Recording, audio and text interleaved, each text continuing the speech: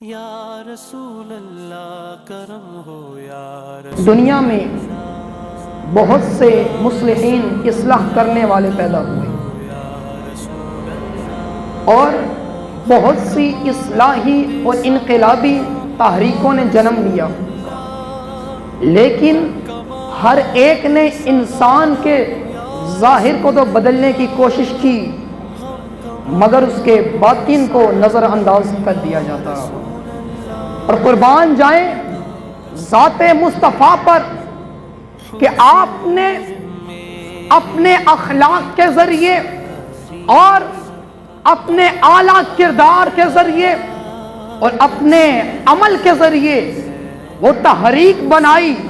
کہ جس میں آنے والا ہر فرد جس طرح اس کا ظاہر روشن تھا، اللہ نے اس کے باطن کو بھی منور فرما دیا۔ اسلام کی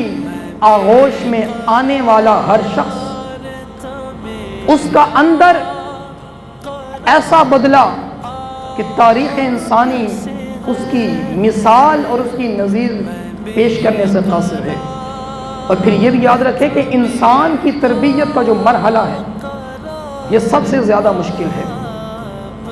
تبھی تو کہا جاتا ہے کہ لاتوں کے بت باتوں سے نہیں مانتے،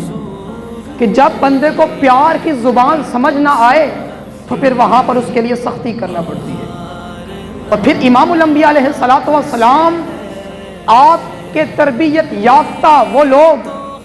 کہ جن کی زندگی آنے والے لوگوں کے لیے بھی مشعل راہ بن گئی۔ امام الانبیاء علیہ الصلوۃ والسلام نے اپنے اخلاق کے ذریعے بھی تربیت فرمائی اور مثالوں کے ذریعے بھی، اور پھر خود عمل کر کے بھی، اور پھر مخاطب کا ذہن اور اس کے مزاج، اس کی کیفیت اور اس کی طبیعت کے مطابق اس کی تربیت فرمائی۔ تو آپ کے اخلاق اور کردار کی اعلیٰ مثال صحابی رسول حضرت سیدنا معاویہ بن حکم سلمی رضی اللہ تعالی عنہ، آپ فرماتے ہیں کہ میں نیا مسلمان ہوا تو نبی پاک علیہ الصلوۃ والسلام کی خدمت میں حاضر تھا۔ آپ علیہ الصلوۃ والسلام نے مجھے دین کی چند باتیں سکھائی، اور ان میں سے ایک بات یہ تھی کہ آپ علیہ الصلوۃ والسلام نے فرمایا اذا عطست فاحمد اللہ، کہ جب تجھے چھینک آئے تو تو نے الحمدللہ کہنا ہے، وَإِذَا عَطَسَ الْعَاطِسُ فَحَمِدَ اللَّهَ فَقُلْ يَرْحَمُكَ اللَّهُ، اور جب کسی کو چھینک آئے اور وہ الحمدللہ کہے تو تم نے کہنا ہے یرحمک اللہ۔ فرماتے ہیں یہ بات میں نے یاد کر لی، میں چلا گیا۔ اب یہ مجھے معلوم نہ ہو سکا کہ کب کہنا ہے اور کب نہیں کہنا۔ تو پھر کبھی جب حضور علیہ الصلوۃ والسلام کی بارگاہ میں حاضر ہوا تو نماز کا وقت ہوا، امام الانبیاء علیہ الصلوۃ والسلام مصلی پر کھڑے ہو کر اور میں صف میں کھڑا ہو گیا۔ اب دوران نماز کسی ساتھی کو چھینک آئی تو اس نے الحمدللہ کہا تو مجھے فرمان مصطفیٰ یاد آ گیا، تو میں نے فوراً سے بلند آواز سے کہہ دیا یرحمک اللہ۔ تو میری آواز چونکہ بلند تھی، فرمان الناس بابصارہم، فرماتے ہیں کہ صحابہ کرام مجھے گھورنے لگ گئے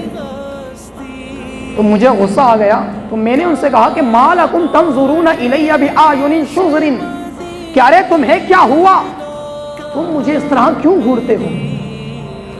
تو اب نماز کے دوران کلام شروع ہو گیا،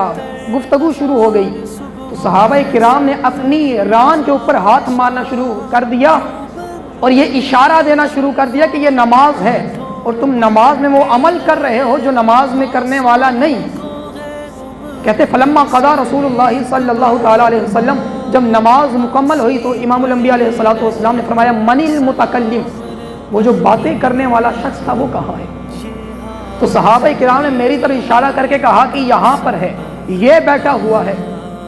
تو امام الانبیاء علیہ الصلوۃ والسلام نے مجھے قریب بلا لیا۔